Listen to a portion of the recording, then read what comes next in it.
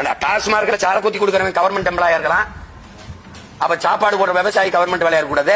ஆடு மாடு வளர்க்க கூடாது. ஆடு மாடு ஊசி போடுற வெட்டினரி டாக்டர் கவர்மெண்ட் எம்ப்ளாயா இருக்கலாம். இந்த ஆடு மாடு வளர்க்குற ஆத்தால போய் மாமச்சின்னு அரசு எம்ப்ளாயா இருந்துடக்கூடாது. எப்படி இப்ப மாற்று பொருளாதார பெருக்கத்துக்கு நீ வரவே இல்லையே. நீ உன்ட்ட விதை இல்ல. நீ விவசாயம் செய்யறதுக்கு விதை இல்ல. சின்சாண்டா மேன்சாண்டா நிறுவனத்துக்கிட்டு இருக்கு. எத்தனை பேருக்கு கவலை இருக்கு இந்த தலைவர் இல்ல, இந்த போட்டியிட இந்த திராவிட கூட்டணிக்கு ஒருத்தனை சொல்ல எங்க 22,792 விதைய ஒரே நாள மன்மோகன் சிங் ஆட்சியில சின்சாண்டா நிறுவனம் மேன்சாண்டா நிறுவனம் எடுத்து கொடுத்த பெருந்தகைகள் இவர்கள் தான். எல்லாரும் கூட இருந்தாங்க. இந்தியாவிலே 2 கிழவந்தாள் தான் அந்த நெல் நிறுவனத்தின் தலைவர் ஆத்தால ரிச்சாரியா, இன்னொருத்த எங்க அப்பா நம்மாழ்வார். எல்லாம் 2 பேரும் போயிட்டான். இப்ப நெல் எங்க இருக்கு? விதை எங்க இருக்கும்ட்ட? தக்காளி விதை, கத்திரி விதை, பூசணி விதை, வெண்டைக்காய் சுரக்காய் விதை வச்சிருக்கியா? எங்க இருக்கு? ஒண்ணும் கிடையாது. நீ ஒரு தக்காளி கிலோ விதை எடுத்து போடு, முளைக்க மறுபடியும் விதைக்கு 1 கிலோ விதைக்கு 5000 ரூபாய் அவன்கிட்ட போய் வாங்கிட்டு நான் விதையிலிருந்து மீண்டு எழணும் துடிக்கிறேன். என் மொழி செத்துருச்சு. தமிழ் மீட்சி அப்படின்னு இந்த தலைமைகள் ஏதாவது பேசுமா?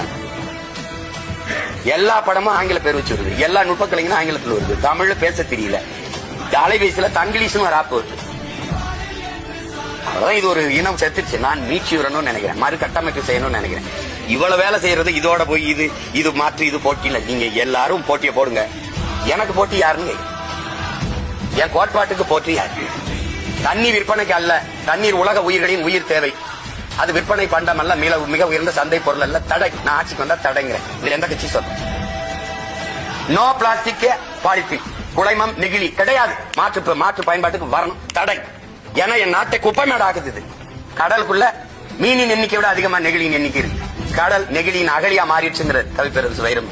இப்ப நான் என்ன செய்யலாம்? தரையில் இருக்கிறத மாதிரி சுத்தி இருப்பு செய்யலாம். கடலுக்கு இருக்கிறத என்ன செய்யலாம்? அப்ப எதை நோக்கி நீ நகர்ற? நான் மரத்தோட பேசிட்டுங்கிற, கடலோட பேசிட்டுங்கிற, தண்ணியோட பேசிட்டுங்கிற. அதெல்லாம் இல்லைன்னா நீ வாழ முடியாது. அப்ப அடிப்படை அறிவே இல்லாத ஒரு கூட்டம் பதறா சுத்திட்டு இருக்குன்னு அர்த்தம். எனக்கு முன்னாடி பேசினா